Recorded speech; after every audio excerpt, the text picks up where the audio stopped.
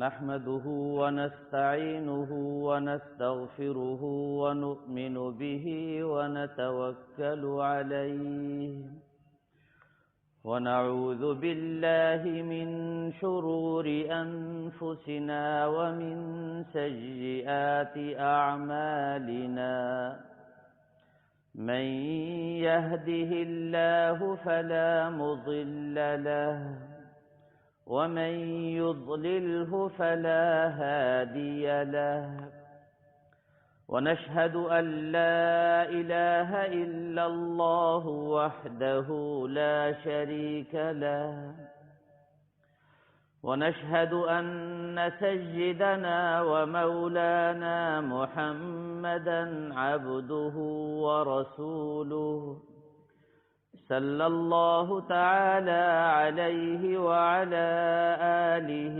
وصحبه وبارك وسلم تسليما كثيرا كثيرا أما بعد فأعوذ بالله من الشيطان الرجيم بسم الله الرحمن الرحيم أفلا يتدبرون القرآن ولو كان من عند غير الله لوجدوا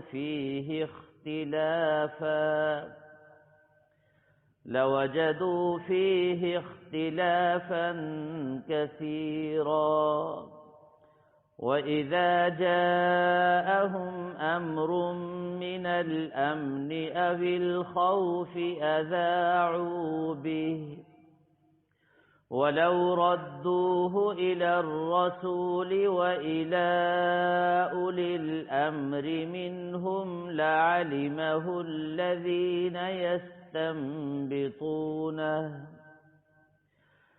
الذين يستنبطونه منهم ولولا فضل الله عليكم ورحمته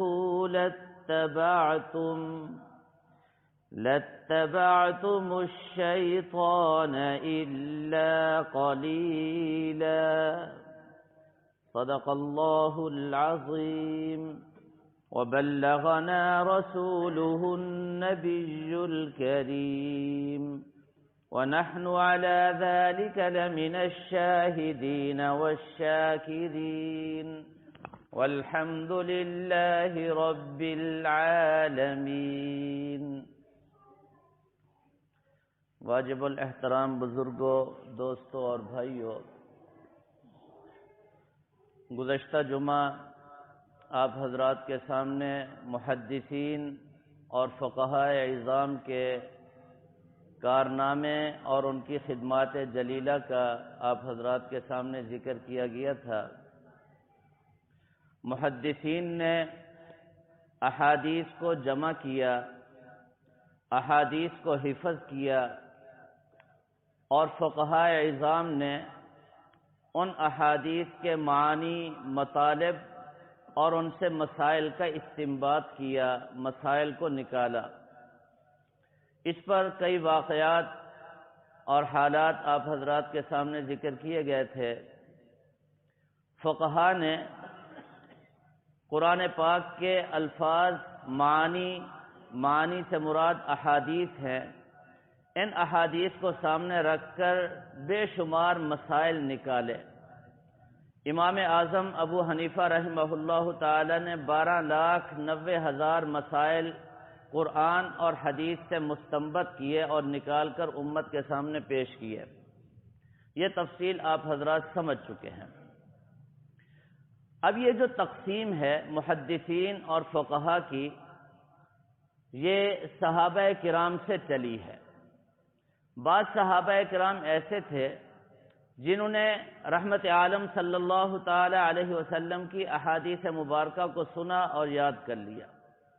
ان کو بھی کوئی مسئلہ درپیش ہوتا تو وہ اس حدیث کو سامنے رکھ کر اس پر عمل نہیں کرتے تھے، بلکہ صحابہ میں جو فقہا تھے، احادیث سے مسائل کو نکالنے والے تھے، وہ ان کے پاس جاتے اور ان سے مسئلہ پوچھتے تھے۔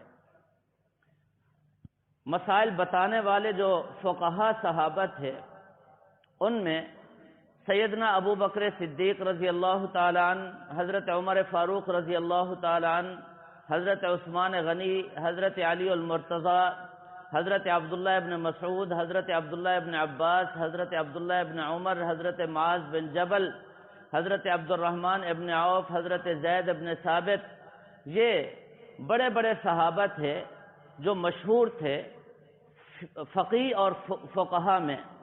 تو صحابہ کرام ان کے پاس آتے تھے، حتیٰ کہ کئی مسائل ایسے کہ فاروق اعظم رضی اللہ تعالی عنہ اتنے بڑے جلیل القدر صحابی ہونے کے باوجود وہ عبداللہ ابن مسعود سے پوچھتے تھے یہ مسئلہ کیسے ہے، حدیث تو اس طرح ہے لیکن اس حدیث کا مطلب کیا ہے؟ تو فقہا صحابہ سے مسائل پوچھے جاتے تھے، ان کے سامنے ذکر کیے جاتے تھے۔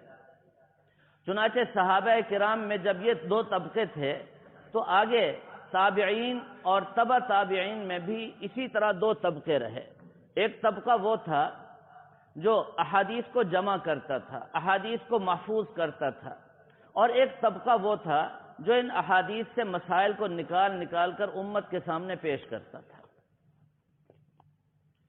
چنانچہ صحابہ کرام کا تو اتنا اونچا مقام تھا، رحمت عالم صلی اللہ تعالی علیہ وسلم کو اپنی آنکھوں سے دیکھا تھا، اور رحمت عالم صلی اللہ تعالی علیہ وسلم کے چہرہ انور کو ایمان کی حالت میں جس نے دیکھا، اللہ تبارک و تعالی نے ان کے قلوب کا تزکیہ فرما دیا، ان کو رضی اللہ عنہم کا انعام اور تحفہ عطا فرما دیا، ان کا مقام اور مرتبہ تو کوئی پا ہی نہیں سکتا۔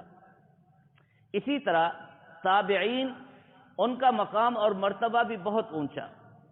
رحمت عالم صلی اللہ تعالی علیہ وسلم نے ارشاد فرمایا خیر القرون قرنی ثم الذین یلونہم ثم الذین یلونہم، سب سے بہترین زمانہ میرا زمانہ ہے، پھر میرے بعد میرے صحابہ کا زمانہ ہے، میرے صحابہ کے بعد ان لوگوں کا زمانہ سب سے بہترین ہے جنہوں نے میرے صحابہ کو دیکھا۔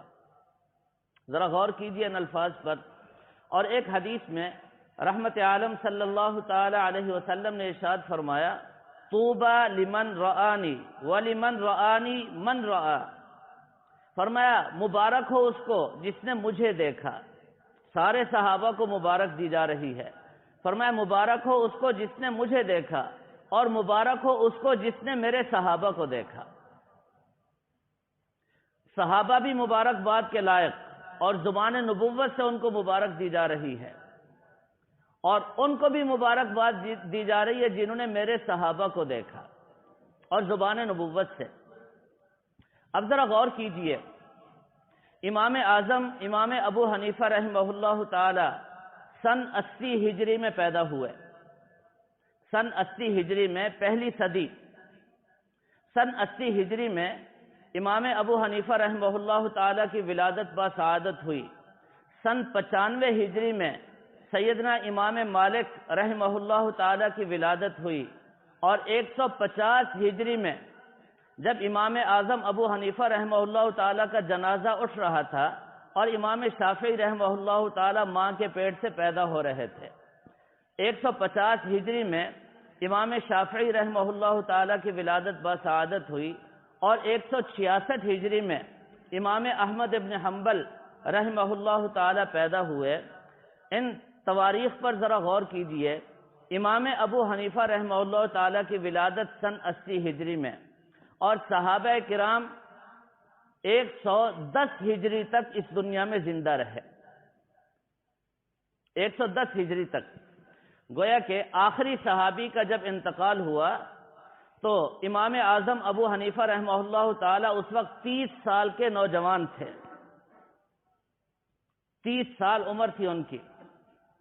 16-17 سال کی عمر میں خود امام ابو حنیفہ رحمہ اللہ تعالی فرماتے ہیں میں اپنے باپ کے ساتھ مدینہ منورہ گیا تو وہاں کئی صحابہ کرام کے حلقے لگے ہوئے تھے درس کے، میں اس میں شریک ہوا اور صحابہ کرام سے میں نے علم حاصل کیا۔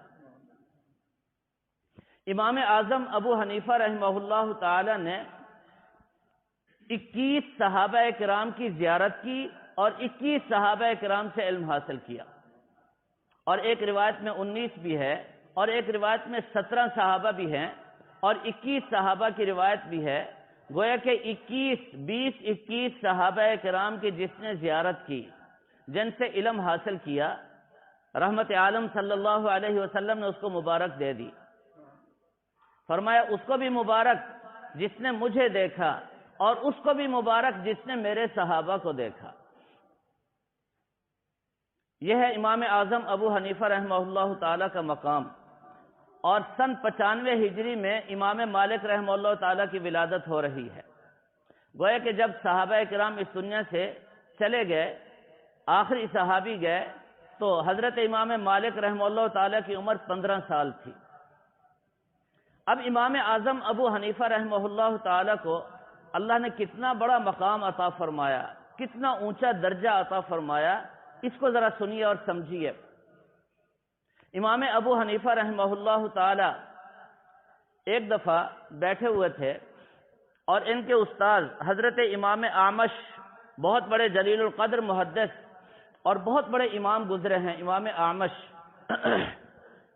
وہ بھی بیٹھے ہوئے تھے۔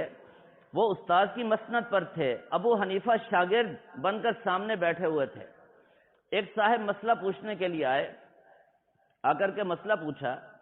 امام اعمش پریشان ہو گئے، فرمایا مجھے تو یہ مسئلہ نہیں آتا۔ امام ابو حنیفہ رحمہ اللہ تعالی کی کیفیت تھوڑی سی بدلی۔ امام اعمش استاد ہو کر جب اپنے شاگرد کو دیکھا، فرمایا ابو حنیفہ تمہیں مسئلہ آتا ہے؟ اے نعمان، ان کا اصل نام نعمان تھا، نعمان تمہیں مسئلہ آتا ہے؟ فرمایا جی ہاں مجھے آتا ہے، بتاؤ۔ بتا دیا۔ وہ مسئلہ پوچھنے والا چلا گیا۔ استاد نے امام ابو حنیفہ رحمہ اللہ تعالی سے کہا، ابو حنیفہ یہ مسئلہ تمہیں کیسے ملا، کہاں سے معلوم ہوا؟ فرمایا استاد جی کل جو آپ نے مجھے حدیث پڑھائی تھی، اسی حدیث میں تو یہ مسئلہ ٹھہرا ہوا ہے، اسی حدیث میں یہ مسئلہ موجود ہے۔ اب استاد نے ایک جملہ بولا، تاریخی جملہ ہے، بڑا عجیب جملہ ہے۔ فرمایا نحن الصیادلہ وانتم الاطباء، یہ ایک جملہ بول دیا۔ فرمایا کہ ہم تو پنساری ہیں، یہ بوٹیاں اور یہ جڑی بوٹی ان کو جمع کر کے رکھتے ہیں، ہمیں اور پتہ نہیں ہوتا ان کے فائدے کیا ہیں، اس بوٹی کو کہاں استعمال کرنا ہے اور اس کے کون کون سے فوائد ہیں۔ ہم تو یوں سمجھ لیں ہم تو میڈیکل سٹور والے ہیں، ہم نے تو دوائیں رکھ چھوڑی، ہمیں کوئی پتہ نہیں کون سی دوائی کس کام کے لیے۔ وَأَنْتُمُ الْأَطِبَّاء، تم تو ڈاکٹر ہو، تم تو حکیم ہو، تم جانتے ہو کہ اس بوٹی کے کون کون سے فوائد ہیں، کون کون سی بیماری میں یہ استعمال ہو سکتی ہے۔ یہ عجیب جملہ، تاریخی جملہ ہے۔ چنانچہ اب ذرا غور کیجئے، اس امت میں بیماریاں آئیں، کبھی کینسر کی بیماری، کبھی جسم میں پھوڑا نکل آیا، اور کبھی شوگر ہو گئی، کسی کو کوئی بیماری، کسی کو کوئی بیماری۔ بالکل اسی طرح ہمارے دین میں بھی لوگوں کو بیماریاں لگیں۔ کسی کو توحید میں شک ہوا، پھوڑا نکل آیا اس کے اندر، کینسر، یہ تو کینسر سے کم نہیں ہے۔ کسی کو رسالت کے بارے میں، کسی کو ختم نبوت کے بارے میں تکلیف ہوئی، بڑی سخت بیماری ہے۔ یہ بیماریاں لگیں اور ایک طبقہ اٹھا، انہوں نے کہا جی اللہ تعالیٰ تو نعوذ باللہ کچھ بھی نہیں کرتے، یہ عقول عشرہ اور یہ جو 10ویں عقل ہے، یہ خود کار قانون کے تحت، نظام کے تحت پوری دنیا میں خود بخود فصلیں آباد ہو رہی ہیں، ہوائیں چل رہی ہیں، سورج نکل رہا ہے، اللہ تعالیٰ کا اس میں کوئی عمل دخل نہیں۔ یہ بھی ایک فتنہ اور یہ بھی ایک بیماری کھڑی ہو گئی۔ کسی کو رحمت عالم صلی اللہ تعالی علیہ وسلم کے داماد برے لگے، اور کسی کو رحمت عالم صلی اللہ تعالی علیہ وسلم کے سسرال کوئی صحابہ کو زبان درازی کر کے گالیاں بکنے لگا۔ یہ ساری بیماریاں اس امت میں تھیں اور ہیں اور رہیں گی، لیکن ان کا علاج ان فقہا نے کیا، ان علماء نے کیا، ان آئمہ محدثین اور فقہاء اعظام نے کیا۔ کیسے کیا؟ ذرا غور کیجئے، قربانیاں دے کر کے کیا۔ امام مالک رحمہ اللہ تعالی نے کتنی قربانیاں دی، دونوں کندھے ان کے اتار دیے گئے۔ امام اعظم ابو حنیفہ رحمہ اللہ تعالی کا جنازہ جیل سے اٹھا، امام شافعی رحمہ اللہ تعالی پر ظلم و ستم کے پہاڑ ڈھائے گئے، امام احمد ابن حنبل رحمہ اللہ تعالی پر اتنے کوڑے برسائے گئے، علماء نے لکھا ہے اگر وہ کوڑے ہاتھی کو مارے جاتے تو وہ بھی بلا اٹھتا۔ ایسے ظلم و ستم ان ائمہ کرام پر ہوئے، یہ کوئی معمولی واقعات نہیں۔ امام ابو حنیفہ رحمہ اللہ تعالی سے اللہ نے دین کا کام لیا، قرآن اور حدیث سے مسائل نکالے۔ کیسے نکالے؟ اللہ نے ان کو خصوصی ذہانت عطا فرمائی تھی، فطانت عطا فرمائی تھی، بڑا مقام اور ملکہ عطا فرمایا تھا۔ ایک دو واقعات عرض کر کے پھر میں بات آگے چلاتا ہوں۔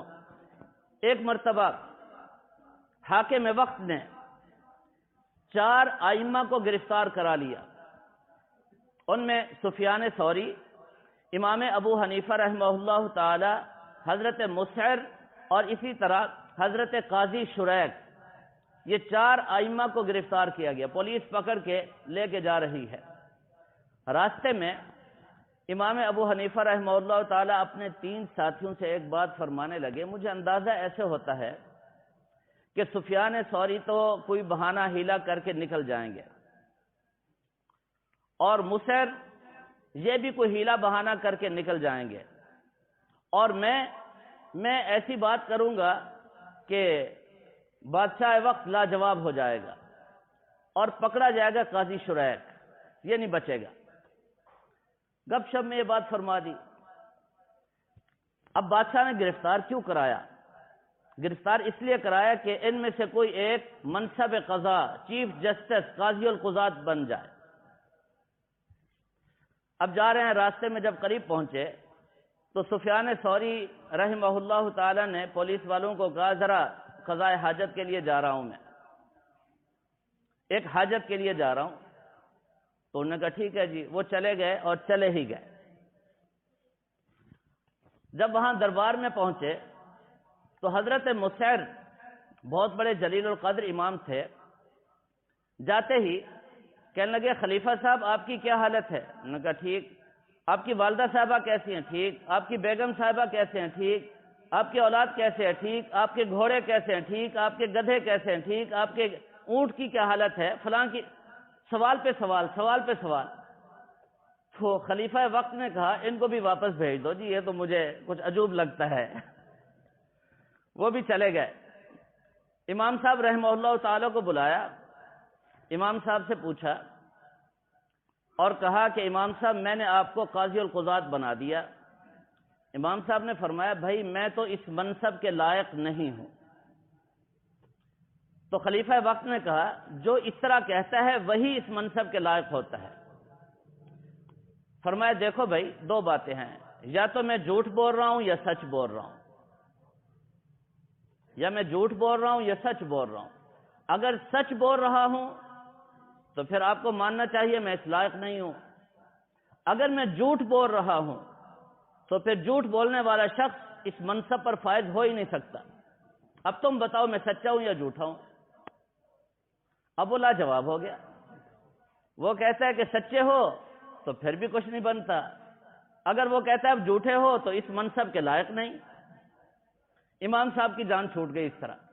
قاضی شریک صاحب پکڑے گئے، ان کو قاضی القضات بنا دیا۔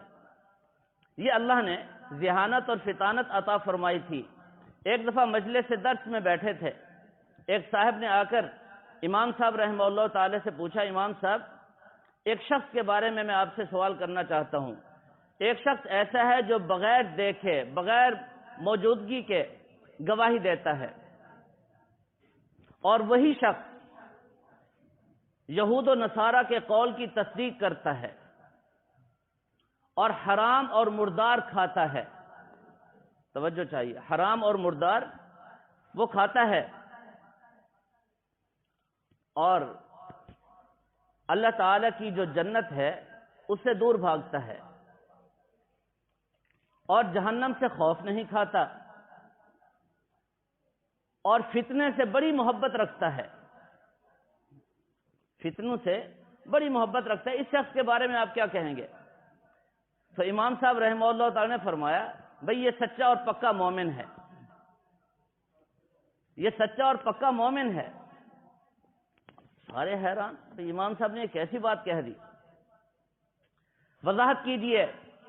امام صاحب رحمہ اللہ تعالی نے فرمایا جو بن دیکھے گواہی دیتا ہے، یہ وہ شخص ہے جس نے اللہ کو دیکھا نہیں لیکن گواہی دیتا ہے کہ اللہ وحدہ لا شریک اور وہ موجود ہے۔ اس سے بڑا مومن کون ہو سکتا ہے؟ یہود و نصارہ کے قول کی تصدیق کرتا ہے۔ قرآن میں آتا ہے وقالت الیہود لیست النصارى علی شیء وقالت النصارى لیست الیہود علی شیء۔ یہودی کہتے ہیں عیسائی کچھ نہیں اور عیسائی کہتے ہیں یہودی کچھ نہیں۔ یہ دو قول ہیں، ان دونوں قولوں کی، یہود کے قول کی بھی تصدیق کرتا ہے اور عیسائیوں کے قول کی بھی تصدیق کرتا ہے، دونوں سچے ہیں۔ بالکل ٹھیک ہے۔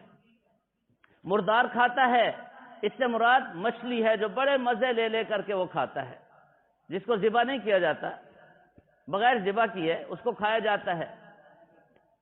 اور اللہ تعالیٰ کہتے ہیں واللہ یدعو الی الجنہ، میں تمہیں جنت کی طرف بلاتا ہوں، اس کو جنت کا خیال ہی نہیں۔ یہ تو اللہ کی محبت اور اللہ کی رحمتوں کو دیکھ دیکھ کر جنت کو ایک طرف کر کے وہ تو اللہ کی طرف بھاگتا ہے، جنت کا اس کو خیال ہی نہیں۔ اور جہنم سے خوف نہیں کھاتا، وہ جب اللہ تعالیٰ کے عذاب کو اور اللہ کے غضب کو سنتا ہے تو جہنم اس کو معمولی نظر آتی ہے، اس کی تو ہر وقت کڑھن اور فکر یہ ہے کہ مجھے جہنم کا خوف نہیں، مجھے تو اللہ کے غضب سے ڈر لگتا ہے، اور وہ فتنوں سے محبت کرتا ہے۔ فرمایا انما اموالکم و اولادکم فتنہ، اللہ نے اولاد کو فتنہ بنایا ہے۔ فرمایا ہر شخص اپنی اولاد کو محبوب رکھتا ہے، فتنوں سے وہ محبت کرتا ہے۔ فرمایا فتنہ اولاد ہے، اولاد سے ہر کوئی محبت کرتا ہے۔ سب نے جب یہ جواب سنے تو حیران رہ گئے، اور جو سائل تھا اس کے ذہن میں یہی کچھ تھا۔ اگر امام صاحب کہتے ہیں کہ بن دیکھے جو گواہی دے وہ کافر ہے اور فلانا ہے، تو فوراً وہ کہتا دیکھو بھی اللہ تعالیٰ کو بن دیکھے ہر کوئی گواہی دیتا ہے، مانتا ہے۔ تو امام صاحب نے ایسا جواب دیا کہ سائل لاجواب ہو گیا۔ اللہ نے ایسی ذہانت، فطانت عطا فرمائی تھی، اور لوگ حاسدین بھی تھے، مخالفین بھی تھے۔ کسی نے آ کر سوال کیا امام صاحب یہ بتاؤ یہ پاخانہ میٹھا ہوتا ہے یا نمکین ہوتا ہے؟ امام صاحب رحمہ اللہ تعالی نے فرمایا میٹھا ہوتا ہے۔ کہا دلیل پیش کرو۔ اس کا خیال یہ تھا، تنگ کرنا مقصد تھا کہ چکھا ہے آپ نے؟ تو امام صاحب رحمہ اللہ تعالی نے فرمایا اس کی دلیل یہ ہے کہ میٹھے پر مکھیاں آتی ہیں، نمکین پر مکھی نہیں آتی۔ پخانے پر مکھی آ کر کے بیٹھتی ہے، معلوم ہوتا ہے یہ میٹھا، اس میں مٹھاس ہے۔ اللہ نے ایسی عقل، فطانت، ذہانت عطا فرمائی تھی۔ امام مالک رحمہ اللہ تعالیٰ کا مقام اور مرتبہ دیکھیے، ساری زندگی صرف ایک حج کیا۔ مکہ مکرمہ اس لیے نہیں جاتے تھے کہیں محبوب کے شہر سے نکل کر مجھے موت نہ آ جائے۔ ساری زندگی مدینہ میں قیام فرمایا، اور راستے میں کیسے چلتے تھے، پاؤں جوتا نہیں پہنتے تھے، اس طرح پاؤں رکھتے تھے کہیں محبوب صلی اللہ علیہ وسلم کے پاؤں مبارک پر مالک کا پاؤں نہ آ جائے۔ راستے کے بالکل ایک کونے میں جہاں یقین ہوتا تھا کہ اس راستے سے نبی پاک صلی اللہ علیہ وسلم نہیں گزرے ہوں گے، یہ صاف اور سیدھا راستہ ہے، یہاں سے آپ گزرے ہوں گے۔ اتنا ادب تھا۔ پورے مدینہ میں کبھی پیشاب اور پاخانہ نہیں کیا، دور نکل جاتے تھے جہاں تحری کر کے یقین ہوتا تھا کہ میرے محبوب صلی اللہ تعالی علیہ وسلم کے قدم مبارک یہاں نہیں پڑے ہوں گے، وہاں جا کر پیشاب فرمایا کر۔ اتنا بڑا ادب تھا۔ اور امام شافعی رحمہ اللہ تعالی بڑے عجیب کمالات سے اللہ نے ان کو نوازا تھا۔ ایک مرتبہ حجام کے پاس جا رہے ہیں، حجام نے دیکھا پھٹے پرانے کپڑے ہیں، غریب آدمی ہے، اس سے مجھے کیا ملنا ہے، دور سے کہہ دیا میرے پاس ٹائم نہیں ہے۔ امام شافعی صاحب کے خادم تھے، فرمایا تمہارے پاس کچھ دراہم ہیں؟ اس نے کہا ہاں جی، تھیلی بھری ہوئی ہے۔ فرمایا اس کو دے دو۔ تھیلی اس کو دے دی، فرمایا یہ ہدیہ ہے، لے لو۔ جب اس نے تھیلی دیکھی تو حیران کہتے آ جاؤ آ جاؤ، فرمایا نہیں اب میں بال نہیں بنواؤں گا، جا رہے ہیں۔ اور راستے میں جاتے ہوئے بڑا عجیب شعر کہا، فرمایا میرے کپڑے دیکھ کر اس حجام نے یہ فیصلہ کیا اگر میرے ان کپڑوں کو بازار میں بیچا جائے تو شاید 1 درہم کا ذرا بھی کوئی نہ دے، اور ان کپڑوں کے اندر جو نفس ہے، فرمایا کہ اس کو اللہ نے ایسا نوازا کہ روح زمین پر اس جیسا شاید کوئی انسان، کوئی جسد ہو ہی نہ۔ اور امام احمد ابن حنبل رحمہ اللہ تعالی، یہ امام شافعی کے شاگرد ہیں، بڑا اونچا مقام اللہ نے ان کو عطا فرمایا تھا۔ ایک مرتبہ امام شافعی رحمہ اللہ تعالی اپنے استاد کے گھر مہمان ہوئے۔ امام شافعی صاحب نے اپنی بچیوں سے کہا کہ آج بڑا جلیل القدر امام ہمارے گھر میں مہمان بن رہا ہے۔ انہوں نے بڑے عمدہ کھانے بنائے اور جناب آرام کی جگہ بنائی، پانی کا لوٹا بھر کے رکھا، شام کو کھانا پیش کیا، اور وہ کئی آدمیوں کا کھانا تھا، اعزاز اور اکرام میں رکھ دیا۔ امام احمد ابن حنبل سارا کھانا کھا گیا، کچھ بھی نہیں بچایا۔ اور صبح نماز کے لیے جب گئے تو بیٹیوں نے آ کر سارا کچھ دیکھا تو پانی کا لوٹا ویسے رکھا ہوا ہے، اور جناب بستر اسی طرح رکھا ہوا ہے، اور کھانے کا ایک ذرا بھی نہیں بچا ہوا۔ امام شافعی جب واپس آئے تو بیٹیاں کہنے لگی ابا جان یہ کیسا مہمان تھا، اس نے ساری رات تہجد نہیں پڑھی، وضو تک نہیں کیا، اور کھانا سارا کھا گیا۔ آپ تو کہہ رہے تھے بڑے جلیل القدر اور اونچے درجے کے امام ہیں۔ سادگی کا زمانہ تھا۔ امام شافعی امام احمد ابن حنبل کے پاس آئے، جی میری بیٹیاں ایسے ایسے کہہ رہی ہیں۔ فرمایا شافعی صاحب جب آپ کے گھر کا کھانا آیا، میں نے پہلا لقمہ اپنے منہ میں ڈالا تو میرا دل منور ہو گیا، میں نے دوسرا لقمہ منہ میں ڈالا، میرا دل اور روشن ہو گیا۔ میں نے سوچا ایسا پاکیزہ اور حلال کا کھانا شاید مجھے زندگی بھر نصیب نہ ہو، میں اس کو اپنا جزو بدن بنا لوں، اس لیے سارا کھانا میں کھا گیا۔ اور جب بستر پر بیٹھا تو میرے دل میں عجیب کیفیت پیدا ہوئی، قرآن کی فلاں آیت میرے سامنے آئی، اور ان سے مسائل نکالنا میں نے شروع کیا۔ آج ایک رات میں نے قرآن پاک کی آیات سے 700 مسائل نکالے۔ 700 مسائل قرآن پاک کی آیت سے میں نے نکالے۔ مجھے رات بھر وضو کرنے کی ضرورت ہی پیش نہیں آئی، عشاء کے وضو سے میں نے صبح کی نماز جا کر کے پڑھی۔ اب ذرا غور کیجئے، رحمت عالم صلی اللہ علیہ وسلم فرماتے ہیں طوبیٰ لمن رآنی، مبارک ہو اس کو جس نے مجھے دیکھا، اور مبارک ہو اس کو وَلِمَنْ رَآنِي من رآ، جس نے میرے صحابہ کو، میرے دیکھنے والوں کو دیکھا۔ اب ذرا غور کیجئے، ابو حنیفہ سن 80 ہجری میں پیدا ہوئے، 19 یا 21 صحابہ سے علم حاصل کیا۔ رحمت عالم صلی اللہ علیہ وسلم نے ابو حنیفہ کو زبان نبوت سے مبارک دی، تم بھی بڑے لائق مبارک ہو کہ تم نے میرے صحابہ کو دیکھا۔ امام مالک جب اس دنیا میں آئے، سن 95 ہجری تھا جب آخری صحابی اس دنیا سے گئے، تو ان کی عمر 15 سال تھی۔ امام ابو حنیفہ رحمہ اللہ تعالیٰ کی عمر 30 سال تھی۔ امام شافعی 150 ہجری میں پیدا ہوئے، امام احمد ابن حنبل 166 ہجری میں پیدا ہوئے۔ ان ائمہ کے کارنامے اور ان کا کردار دیکھیے، ان کو بڑے سخت ترین حالات کا سامنا رہا، بڑے مشکل ترین حالات سے گزرے، لیکن یہ انبیاء کے وارث تھے، کبھی نہ جھکے نہ بکے، انہوں نے صحیح مسئلہ امت کے سامنے پیش کر دیا۔ ایک مثال پیش کرتا ہوں، غور کیجئے، یہ مثال عرض کر کے بات ختم کرتا ہوں۔ بنو عباس کہتے تھے کہ بنو امیہ بڑے قاتل اور بڑے ظالم ہیں۔ بنو امیہ میں حجاج ابن یوسف نے 1,20,000 علماء کو باندھ کر شہید کیا، بڑا ظلم کیا تھا۔ صرف علماء کو، عوام کی بات نہیں۔ بنو عباس کی حکومت آئی، عباسیہ خلفاء آئے، ان میں صرف عبداللہ بن علی صفاق یہ جب خلیفہ بنا تو اس نے 6 لاکھ مسلمانوں کو شہید کیا، 6 لاکھ مسلمانوں کو۔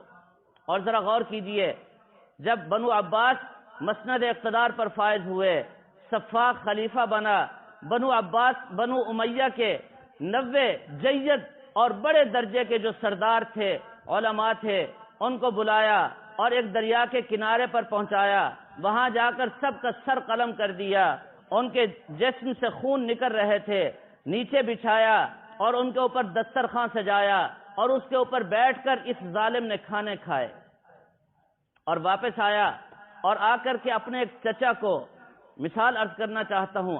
اپنے چچا عبد الرحمن ابن اوزاعی، امام اوزاعی کے نام سے بڑے مشہور محدث ہیں، بڑے جلیل القدر امام ہیں، اس سفاک عبداللہ بن علی کے سگے چچا تھے۔ عبد الرحمن اوزاعی، امام اوزاعی کو بلایا، سامنے کھڑا کیا اور سامنے جلاد کھڑے کر دیے، وہ تلوار اٹھا کر کے کھڑے ہیں، اور پیچھے کچھ جلاد کھڑے کر دیے، وہ نیزے تان کر کے کھڑے ہیں۔ یہ سفاک اپنے چچا سے پوچھتا ہے، اوزاعی ذرا مجھے فتویٰ دو اور بتاؤ، میں نے ان 90 لوگوں کو جو قتل کیا ہے، میں نے صحیح کیا ہے یا غلط کیا ہے؟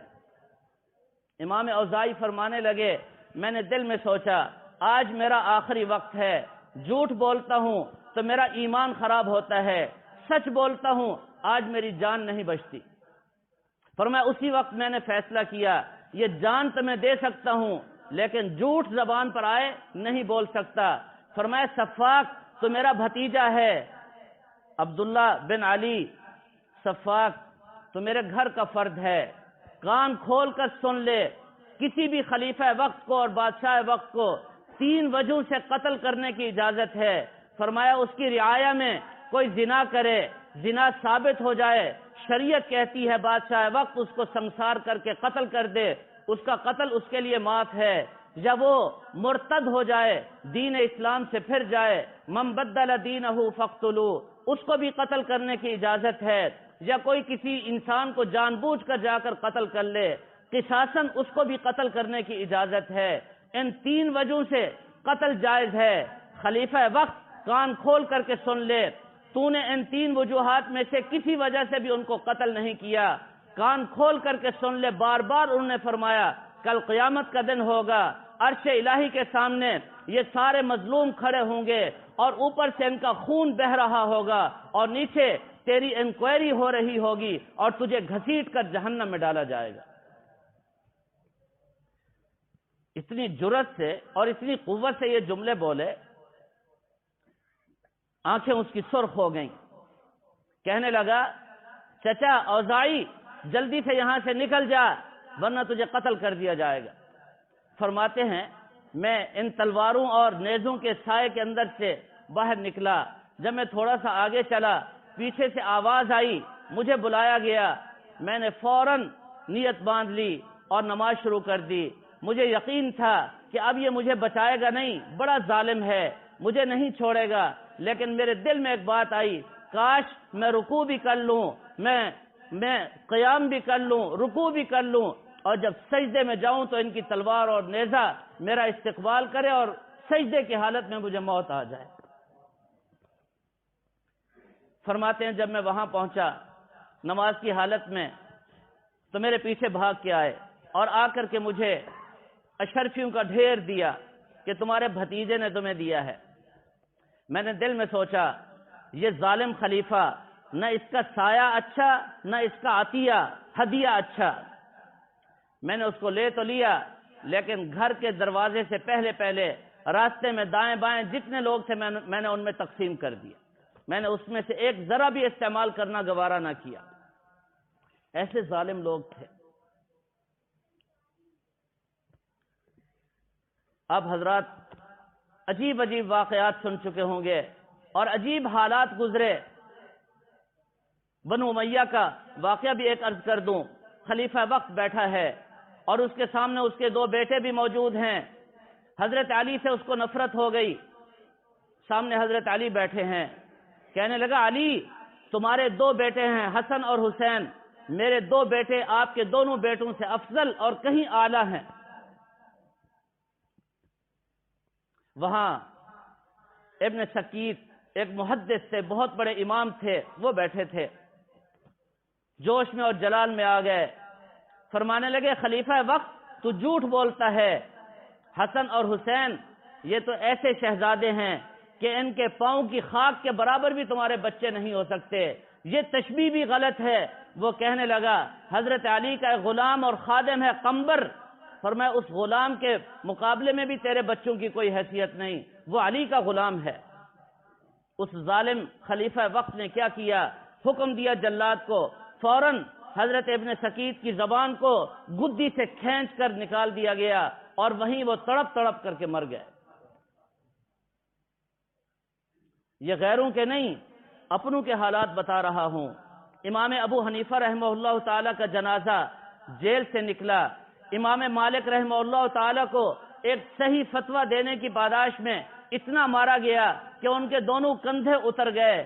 امام شافعی رحمہ اللہ تعالی پر ظلم و ستم ہوا، امام احمد ابن حنبل کو مسئلہ خلق قرآن پر اتنا کوڑے مارے گئے، فرمایا کہ اگر ہاتھی کو بھی مارے جاتے تو وہ بھی بلبلا اٹھتا۔ اور آج اس دور میں وہ لوگ جن کو شاید حدیث کا لفظ بھی پڑھنا نہ آئے، حدیث کا ترجمہ تک نہیں جانتے، آج وہ زبانیں تان کھول کر ان فقہا کو پتہ نہیں کیا کیا بکتے ہیں۔ ان کے خدمات دیکھیے، ان کی قربانیاں دیکھیے۔ ان فقہا اعظام نے بڑی محنتیں فرما کر کے قرآن اور حدیث سے مسائل نکال کر کے امت کو دیے ہیں۔ ان کا یہ اتنا بڑا احسان ہے، شاید یہ امت ان احسانات کا بدلہ نہ دے سکے۔ اللہ تعالی ہم سب کو سمجھنے اور عمل کرنے کی توفیق عطا